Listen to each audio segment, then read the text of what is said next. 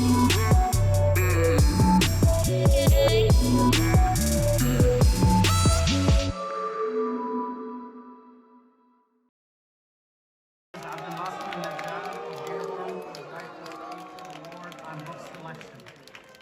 worried about the gay people?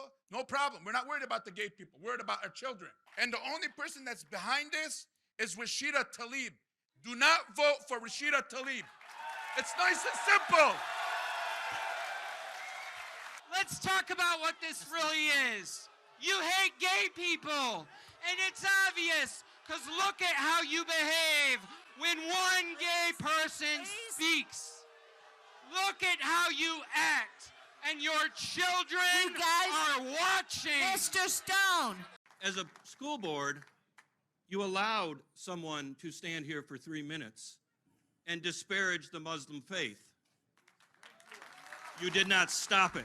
Boy, oh boy, oh boy, oh boy, oh boy. Do I have some absolutely insane footage for you guys today, as we are following up on the story about the Muslim and Christian parents who have combined forces, right, to protest against the woke LGBTQ agenda that is being pushed in schools, in the sense that there are books that are pushing sexual content on kids in the name of LGBTQ rights. And these Muslim parents in Dearborn, Michigan, which is basically the Muslim capital of America, really, to be quite honest with you, they weren't having it, okay? They weren't standing for it.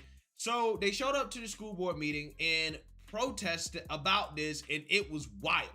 And I'm here to tell you guys, this follow-up school board meeting, which is happening because apparently during the first school board meeting, the Muslims, so many of them showed up that the school board and the mainstream liberal media said it was a fire hazard. So they had to shut down the school board meeting and do it at a bigger venue, right? So this is the follow-up school board meeting.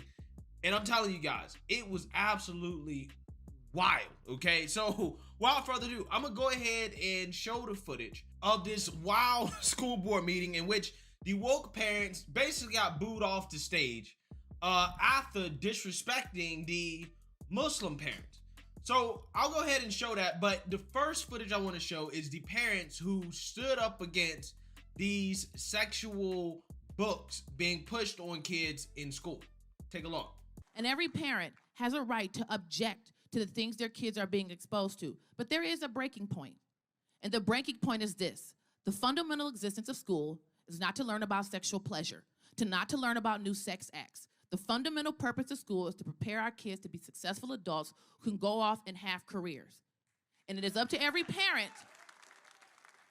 to then teach their kids morality. It is out of the place for the school to do it, and I reject any notion that parents here are filled with hate or bigotry. The parents don't want their kids sexualized. If other people want to sexualize their kids, that's their business. Now, I don't know what you guys are trying to do.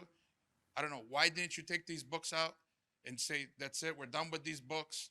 But you guys want to sit here, just keep the books. You know, instead of you guys taking the 6 books out, we wouldn't even be here. What's the problem? What's the agenda? What are you getting out of it? It's getting ridiculous. People got kids out here, okay? I'm not against the gay. I'm not against anything. I'm against the books, okay? Don't sit here and say that people are sitting here coming to you guys and just telling you, oh, we want these books out. You worried about the gay people? No problem. We're not worried about the gay people. We're worried about our children. Okay? And second of all, I don't want to hear anybody, okay, sitting there saying, oh, you guys are offending the gay. These are kids. They can be 18. If they want to become gay, let them become gay. Who cares? It's not our problem. We don't want kids to have access to these books. It's nice and simple. I'm not going to address the situation no more. It is. It is what it is. And the only person that's behind this is Rashida Tlaib. Do not vote for Rashida Tlaib. It's nice and simple. I'm done. Clear that at the core of this issue is an ideological battle. And it seems like, and I hope I'm mistaken in my assessment, that some members of this board have inclined towards an insane liberal LGBT ideology that holds many fanatical views, but none so deranged as the idea that is good and students should have access to material in school as part of education. And the reality is The proponents of LGBT liberal ideology here and elsewhere are fine with democracy as long as people vote for their fanatical views, and as long as it supports their wicked agendas. If people vote against their views, the liberal authority blocks the democratic process and imposes the LGBT liberal positions on the populace. Ladies and gentlemen, members of the Board of Education, if democracy matters, we are the majority here in Dearborn. Let us draw the boundaries on appropriateness. All right, guys, so you've seen that, you heard that, okay? You've heard the side of the parents who are concerned about these sexual books being pushed on their children in schools, right? And the things they have to go through, being that they are Muslim, right? Just like Christians have to go through the same thing. And when they speak out about this stuff, they get called all types of names, right? Including white Christian nationalists, right? Or white supremacists. Again, welcome to the club. Welcome to the club. So that being said, let's get into the parents, the woke parents, who basically got booed as they were supporting kids being exposed to this sexual content in the name of LGBTQ rights. Take a look. That should be all you need to see this for what it is. It's one woman's crusade to stir up the ultra-conservative element around one trumped-up issue. Come on, these kids weren't reading these books.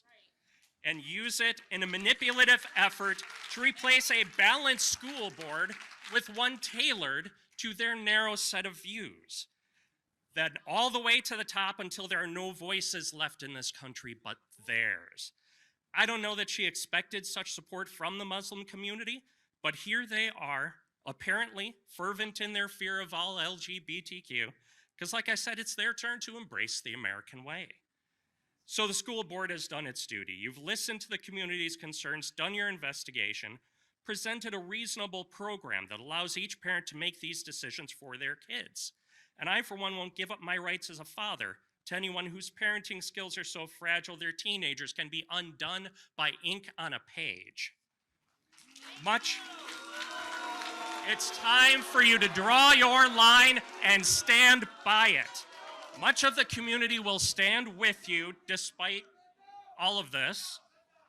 If you cave and remove these books, they may believe they've won, but it doesn't make them right. History will judge them on that, and it will judge you. This nation does not look back fondly on such efforts to subdue its freedom.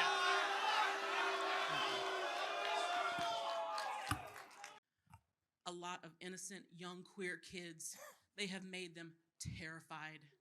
And I come to you today as a mother, as a member of this community, as a wife, a mother, a queer mother, and as a woman who always has to fight for their right to exist, as a Black woman who always has to fight for their right to exist, as a queer person who has always had to fight for their right to exist. I am sick and tired of people telling me to go off and be whatever I am somewhere else. I am not going anywhere. I am sick of the only books that my son can read are about slavery and lynching, things that I find disgusting. Those are things that I hate.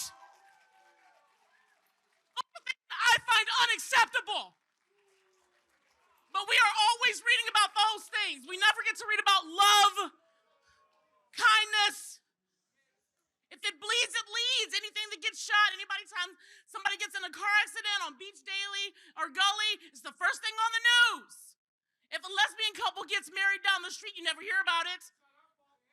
Quiet, it is my turn. Please address the board. And please be respectful of the speaker. Books are media. Quiet. Reclaiming my time. I want 5 seconds back. Please continue. Please continue now. I will not be shouted out by people who are of a faith other than mine.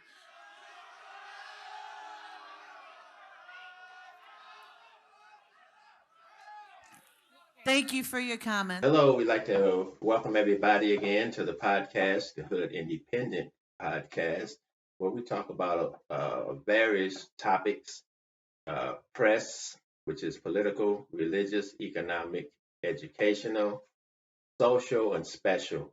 Today, we're up to the first S in press, which is social, and we're just going to have a conversation talking about the state of America and our children. It's just amazing all the stuff going on is coming so fast these days. It's hard to get a grasp on it. So we're just going to sit here, as they say, and chop it up, have a little conversation regarding that. I have with me today, but I would consider a special guest, and that's Mr. Warwick Goodwin, and we are going to talk about the state of our children in America today. So I'm going to first allow him to introduce himself. Yes, my name is Ward Goodwin, and I am a pastor. I am a businessman. I've been in business, my brother and myself, for the last 30 plus years. By the grace of God, we've been able to be involved with young people over those 30 years and impacting their lives, whether it's in school, whether it's in their family, whether it's in the community here in the Lucas County area.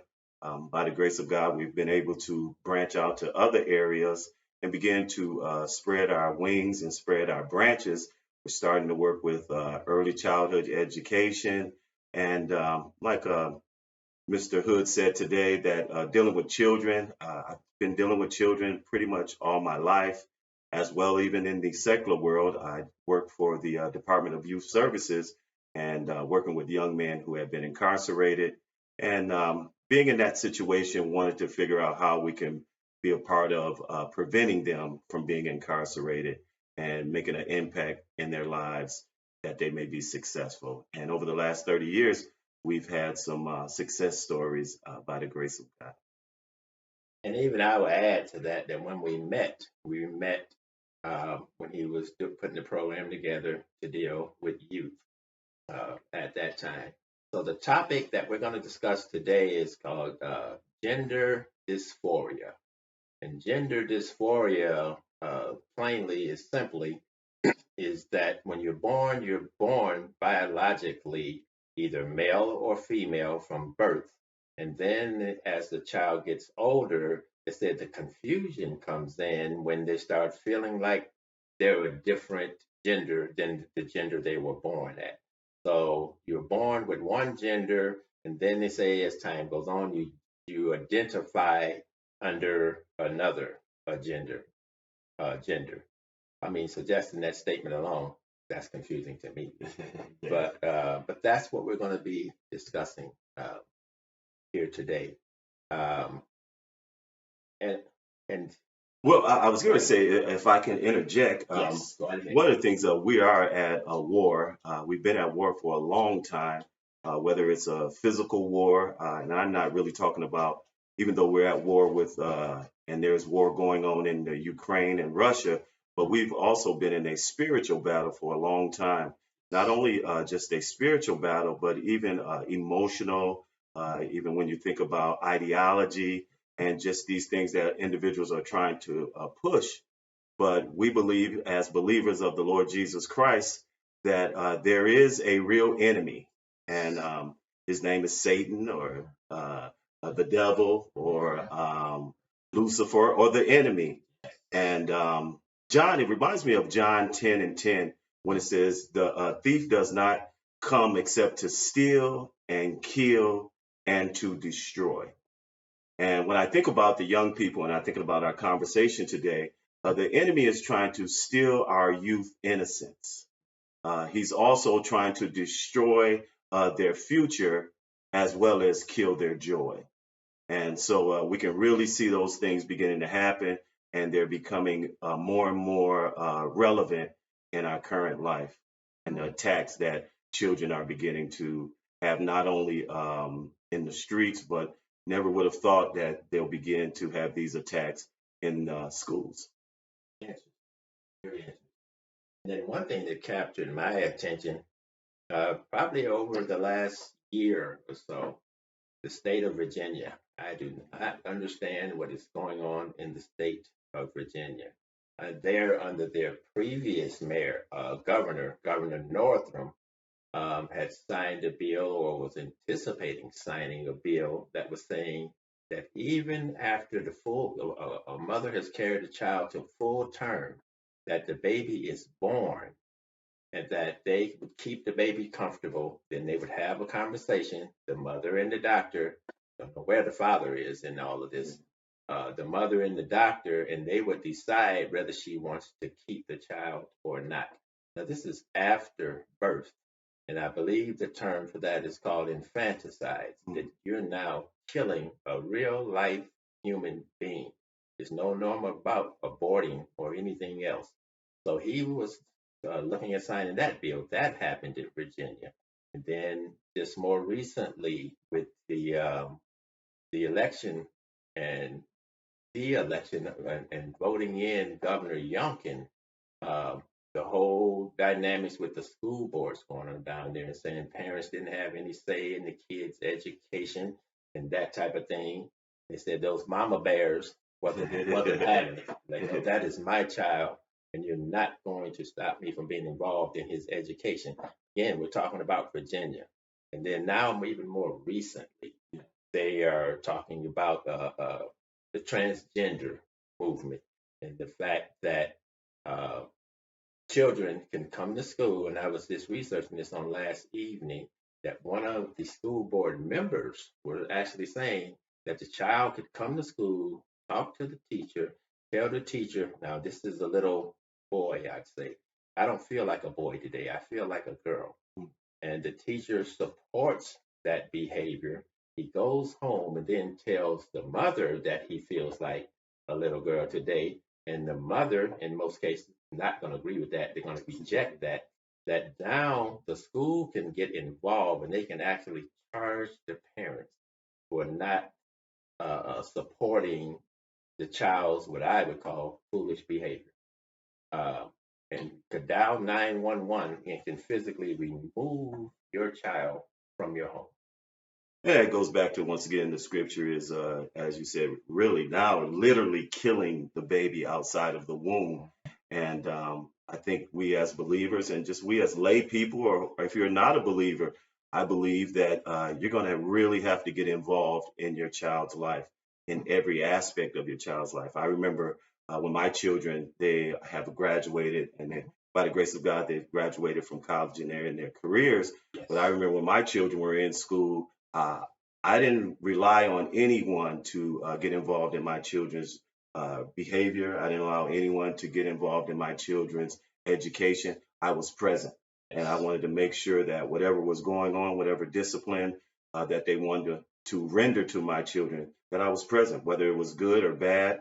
I remember a story when my daughter, she very successful, and she really thrives on education, and her grades are A's and B's. And I remember her teacher in the fourth grade gave her a low grade, which was a D, and she was very upset about it.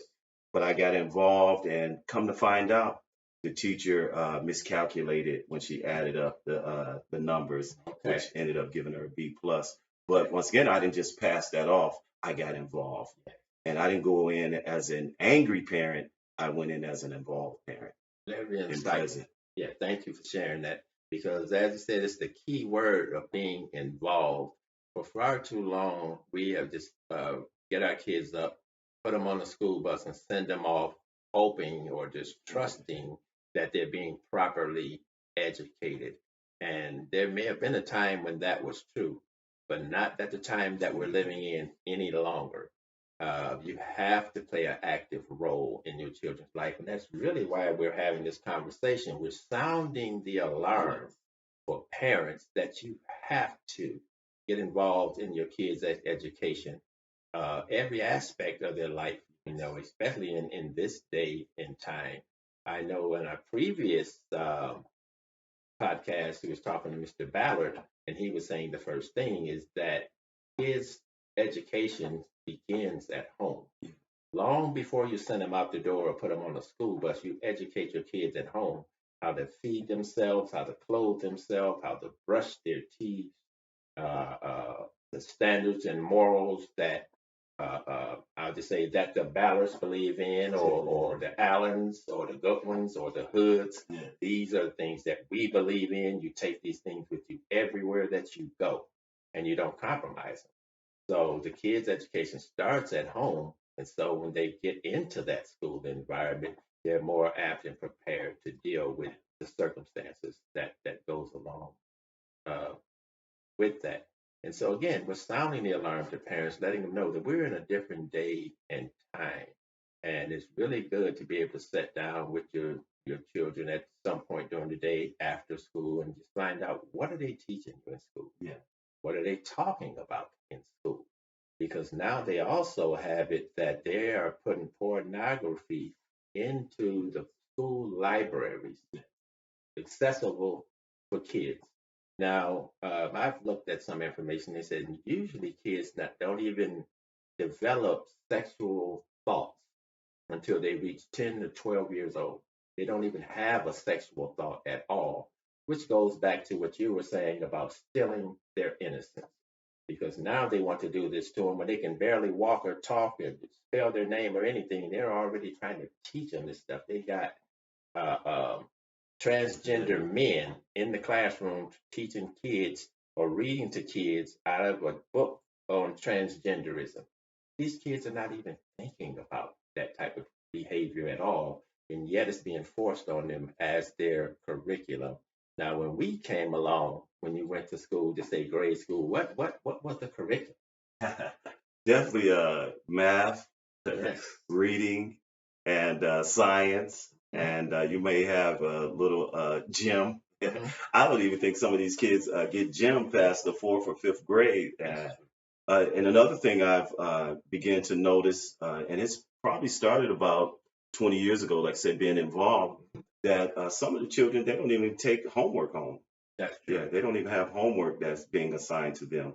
So, and I know people have different thoughts about homework and how long should a child be in school, but we definitely want to make sure that we're occupying that space as parents. So if they're not sending homework, the parents should be getting involved in whether it's something that's leisure or whether it's something that, hey, you know what, we're going to teach you some history. We're going to teach you some history about where we come from as Black people and how we have been successful. I didn't leave any of those things up to the school. I didn't leave any of those things up to the educator. I made sure that I was the example in my children's life. I made sure that I was the disciplinarian in my children's life. But even going beyond that, even young men and young women that came through our business, that we were those surrogate fathers, those surrogate mothers, and we made sure that the school system or the court system or whatever they were involved in were treating them fairly and that they were not being ostracized and overlooked or being indoctrinated to things that wasn't going to be healthy for their growth. And as you said, interesting again, they're not sending kids home with homework. So you really don't know what the kid is doing. Yes. Everything is being done at the school, everything's being left up to the school. And I think when the pandemic hit, I always remember the day, March 2020, when the coronavirus hit and the epidemic started, and kids were doing sent home, doing Zoom or at home Yes. learning, is when it first came to light for the first time. Now the parents can physically see Yes. what they're teaching my kid, and a lot of the parents were shocked. Yes. Like, what in the heck is this? What are you going to teach my kid this stuff? And that's what triggered the whole thing, that parents were clueless what their kids were being taught in school. This is not a debate about books. It's a debate about culture. And let's just admit that. Because Be respectful people and allow someone who to. want to ban books about gay people and come up and use words like pedophile to describe gay people, who use words like sexual perversion to describe gay people, you're not trying to ban a book. You're trying to ban gay people. That's what this is about. And it's obvious because the signs are there. Let's talk about what this really is. You hate gay people, and it's obvious because look at how you behave when one gay person speaks. Look at how you act, and your children You guys- are watching. Mr. Stone, you need to You need I'm to being address shouted the down. board. You need to address the board and not the audience. Yes, well, I'd like to also say this. Characters in books deserve to be defended. Every kind of character. Gay characters, black characters, every diverse kind of character that can exist in a book belongs in our libraries. And you know what? They belong for one very simple reason. Because literature reflects reality. Address the board, please. Literature reflects reality. There's people who do all kinds of things in books. They're villains. They shoot people. They hurt people. They do dastardly things. And we don't try to ban them from every book. And if the most wretched villain belongs on the page of a book, then so too does a young gay child or a gay character who's just trying to survive. Yeah, that school board meeting was absolutely insane. Absolutely insane. But here's what I gotta say about this. First and foremost, these liberals are brave, bruh. They are brave, okay? Because they're like openly disrespecting Muslims right in front of their faces over these books, right? Again, I don't understand how you are so passionate about defending sexual content being pushed on kids, because if you actually read some of these books, like the book, This Book is Gay, there was a parent. I'm not going to show the footage because honestly, it's too explicit for me to even show on YouTube. But she went to a school board meeting and she read what was actually in that book. And it is a guide on how to have gay sex. It is an uncut, explicit guide on teaching children how to have gay sex. Those are the type of books that are in these schools. It doesn't matter if kids are reading them. It's the fact they have access to this, right? Eventually, some child will read it, right? They will check out that book and read it. And I don't know why these people keep trying to associate sexual content with LGBTQ. It's making people who are LGBTQ that don't support this stuff look bad. But back to my point about these liberal woke parents being super brave, because I'm like, bruh, if y'all know Arabs, okay, and I, over my lifetime, have gotten to know and meet, you know, quite a bit of Arab Muslims. If you know anything about these people,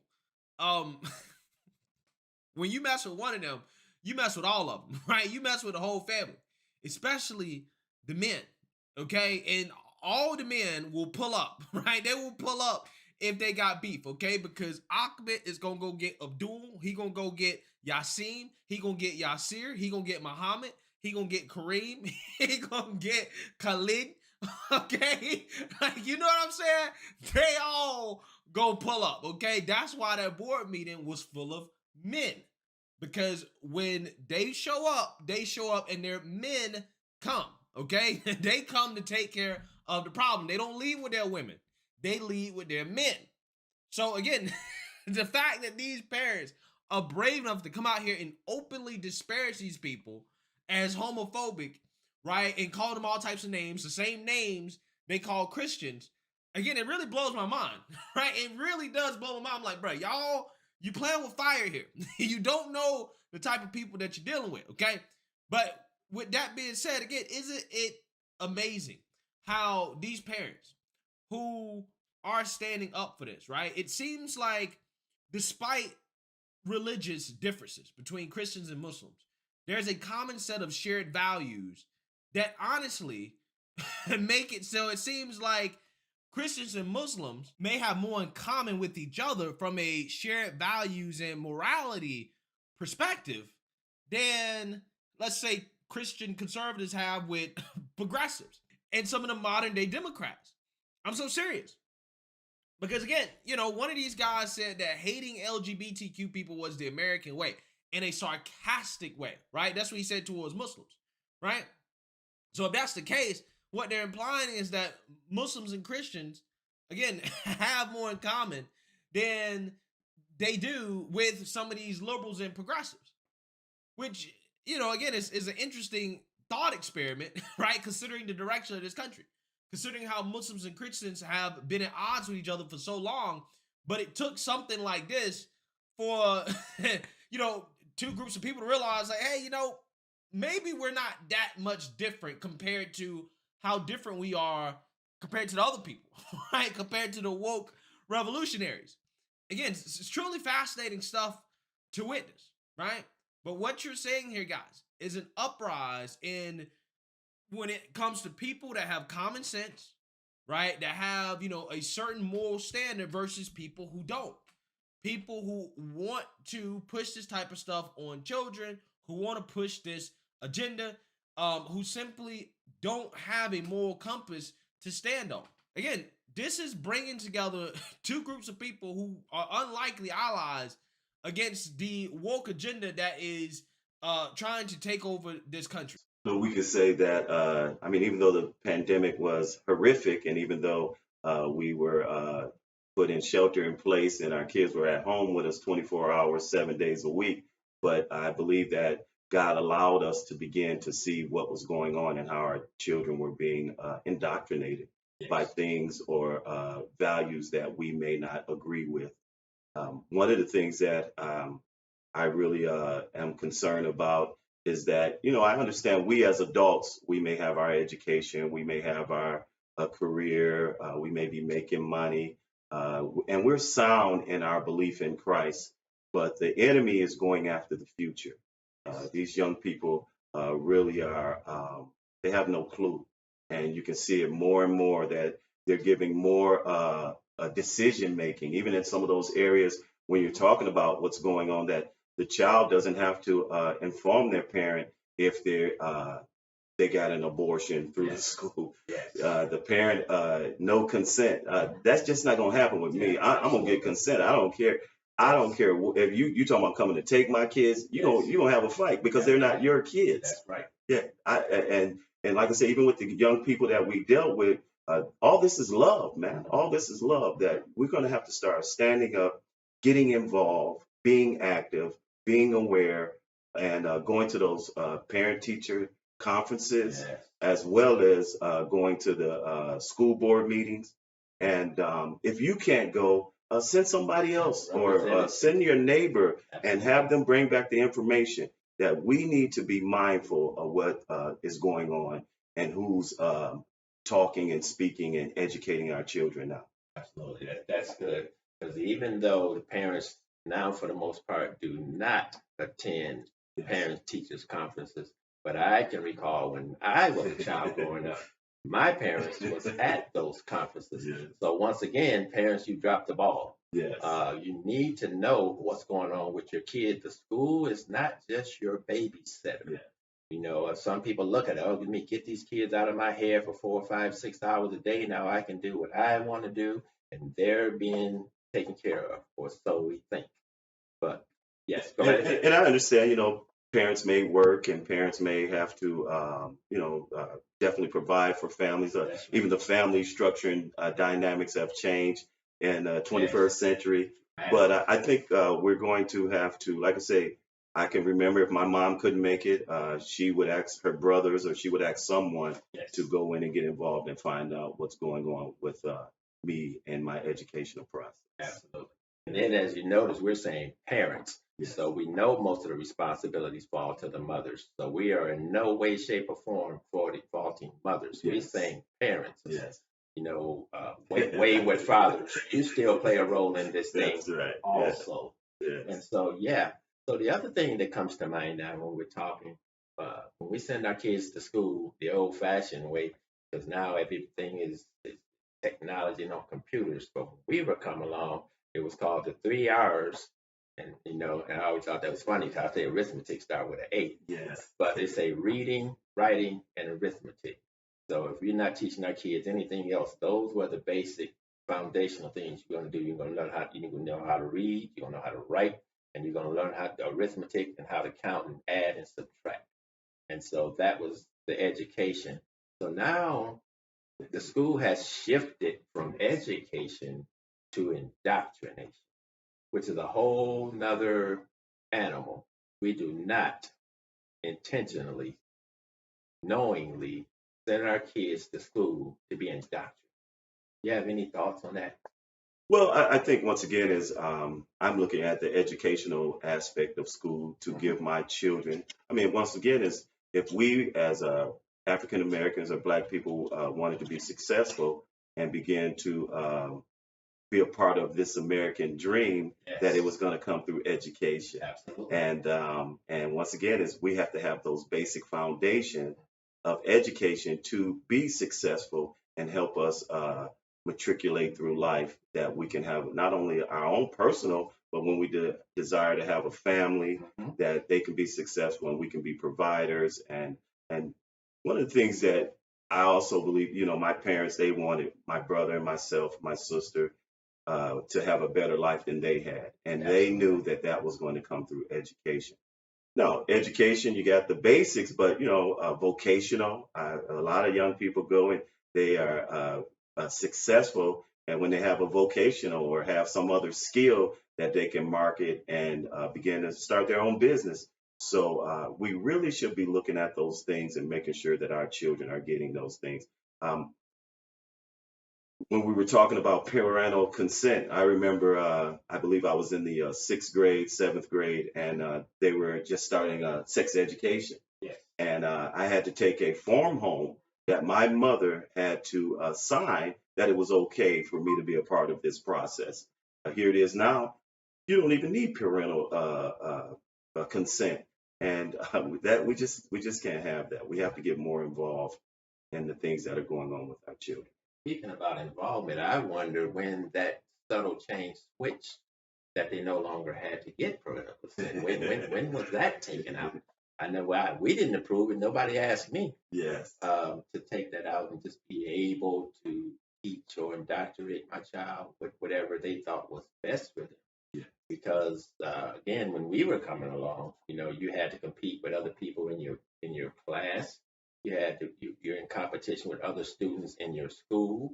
Now you're in competition with other schools. You always had the rivalry that came through sports or what have you. One school on one side of town, one school on the other side of town. So students were always competing through athletics and in education, realizing that once we get out of the school, you're going to have to go out and make your way in this world and compete against these same individuals. So now, has it not only gone from schools or schools in your state, now we're talking about competing with students all across the nation. And then again, with the technology, now we're competing with students all across the world. And the thing, too, that I think is important to add is that we may assume that this is going on everywhere, but it's not. This type of nonsense is not being taught in other countries. And this is going on in America. And so our kids now are being put on a disadvantaged playing field because you look at the average Asian student. Yes. They're getting their education. They're getting their reading, writing, arithmetic. They're getting all the other subjects that they need to be able to compete on a world stage. And so when you come in with this indoctrination, which I think has been done intentionally, you're putting our kids at a disadvantage that we can no longer compete on the world stage with other students around the world. America used to be the top. We used to be number one in education. And we've fallen so far down. And people make that statement. But when I hear someone make that statement, the first thing that comes to my mind is why? What happened? How did we come from being number one to where we've fallen now? It's always the why question. And it's our kids are being held at a disadvantage. So yeah, so I appreciate that. So one thing I just want to show here too, just to add some substance to what we're talking about, because I don't depend to be an expert, but I am an expert when it comes to my kids. Yes. So we are the parents are the experts. Yes, almost definitely. When it comes to the children. Yes. Yeah. Got the PhD and everything else that goes along with it. Yeah. We are the experts That's when right. it comes to our children. And I want you to say it, and you are the expert. Yeah. You, yes. Thank you. And you are the expert. Exactly. Yes. And thank you for clearing it up because that's where I'm trying to go. You're the expert when it comes to your children. Yeah. Nobody over talks or have more say about your children than you do. And that's why we're having this conversation. We're first of all letting you know that there's a problem. And second of all, we're saying that you need to get involved now that you recognize that there is a problem and get involved in every aspect of your children's life. because this stuff, even though we were talking about in Virginia, this stuff is happening all across America. Yeah. You know, that this thing is being done. Even the state of Ohio just came up, a school board came up with this initiative where they wanted to do something in regard to transgender, and it was rejected on a local level. So it's good to see people paying attention to what's going on. But I just want to play this short clip, and I think it brings to light.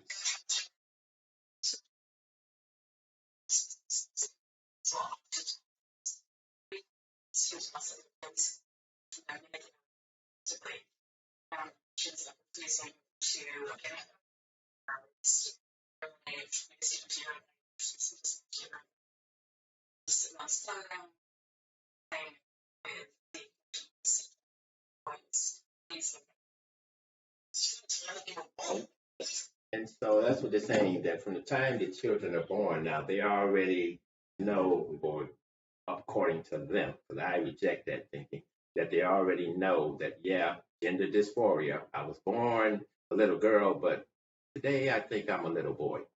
And like, as we were talking about before, kids don't even develop those type of thoughts or thinking until they're at least 10 to 12-year old. Their mind has not formed to even develop to a point to understand anything different. They're just starting to learn what their name is. And you're always trying to tell me that they're doing this stuff. But again, that's someone from the school board system that's saying that they're putting that stuff in front of them. So if you got a young child every day that you're showing or telling them that there's something different about you, it's just a matter of time till they adapt or are being indoctrinated to what you're telling them. Children are very influential. Yes, absolutely impressionable. Impressionable. Absolutely, Yes. absolutely. Yeah, that's You the know, word I'm.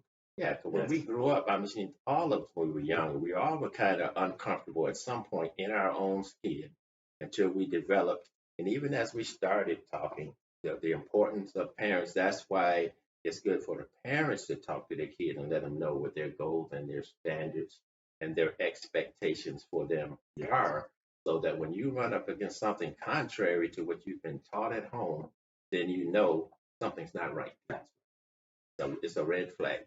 And it reminds me of, as we're talking about involved parents, this past week, noticed and seen 1 hour north of here in Dearborn, Michigan. Yes. And I don't know if you've seen that. Oh, yes. It was very exciting to see that community begin to rally around the children and see that community begin to say, you know what? Hey, we understand people have these issues. We understand that people may think that way, but as when it comes to our children, we do not want that to influence them, and we're involved, and we're going to be here present. And I even believe the first school board meeting, it had to be shut down, not because of anybody being aggressive, but it was just so many people who were out voicing their opinion and say, hey, we're not pleased with this and the direction that you're going.